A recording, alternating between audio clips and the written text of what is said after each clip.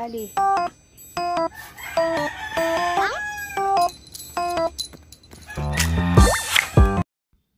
Ang dami talagang sili dito sa amin. Ayan o. Alam nyo ba kung sino yung nagtatanim niyan? Hindi ako.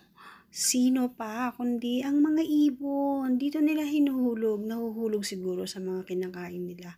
Basta na lang tumutubo yan dyan. Ayan o. Ayan o. Sa may side, kabilang side ng aking lugar. Yan. O, di ba? Ayan o, ang pupula, ang lalaki. Tsaka yung kulay green na yan, maanghang din daw yan. Very spicy din. Compared din sa red. Kasi yung red parang paluma na eh. So, ayan na, hindi naman kami kumakain ng sili. Lalagay ako ng konti sa suka. Ayan o, 2 puno yan.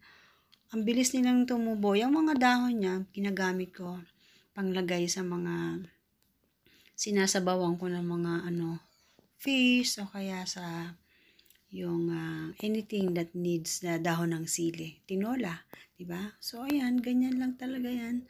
At kukuhain ko yan kasi nangihinayang ako. Nahuhulog lang dyan ayun no, sa lupa. Kaya pinili ko lahat ng mga yan, hinarvest ko ngayon at ipamimigay ko sa aking mga kaibigan, mga kasama ko sa church. Ayan.